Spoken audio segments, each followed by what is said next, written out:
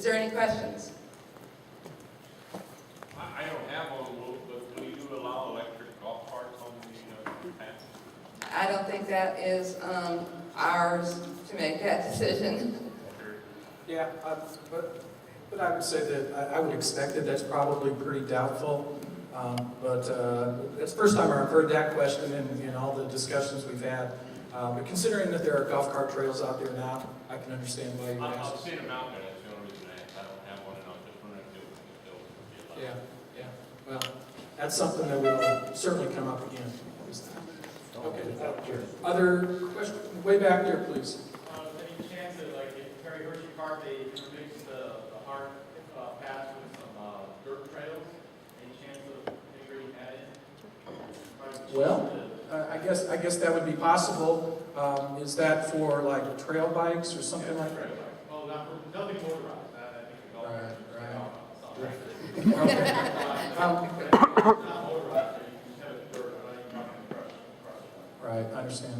Yeah, the idea of possibly having dirt trails as well as these other trails, and certainly if you end up having some treed areas that they might go through, which reminds me of some other parks that I've been to, that would be a possibility, and like Frank said earlier, they are accepting ongoing input, so it's possible.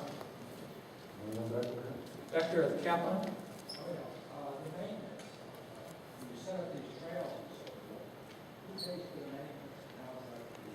maintenance? Okay, yeah. You know, and Question was, who pays for the maintenance on the trails? yeah, thank you, Frank.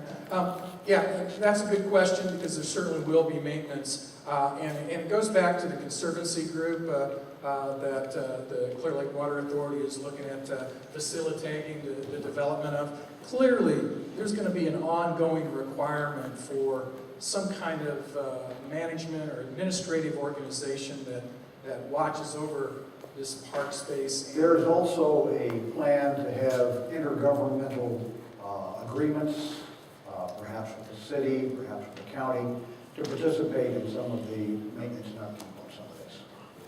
Couple of quick questions. Discuss.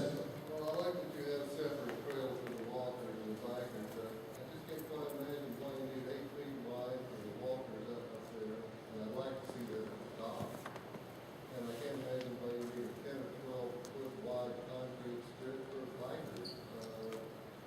There's just not that many people out there for one thing. I don't like the idea of thieves coming along using their driveway Oh, at night to come rob us. okay. Okay.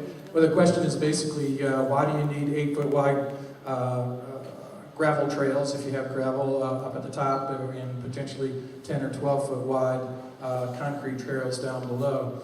And really, when it comes down to it, a lot of that is driven by the likely funding organizations. There's a real strong push to have completely concrete trails. I was told today by the Clear organization that did this big study about the hike and bike trail, the TxDOT, Texas Department of Transportation, basically says if you're going to have a trail that we participate in funding, then it has to be concrete. It has to be 10 or 12 feet wide. And so they don't want to use other materials if you get very close at all to the water because it'll all wash away. One last question. Okay. I'm not going to make a statement. Go ahead. I guess you haven't asked a question. There.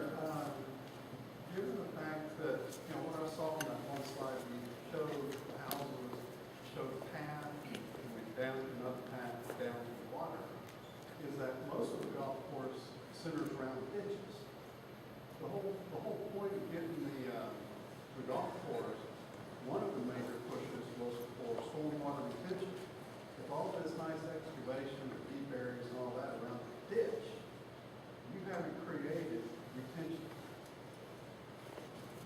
Do you follow? The water table, the existing water table is about 15 foot on average. Okay, but the point is when it rains like hell around here, which it does, streets flood, and the whole thing was sold.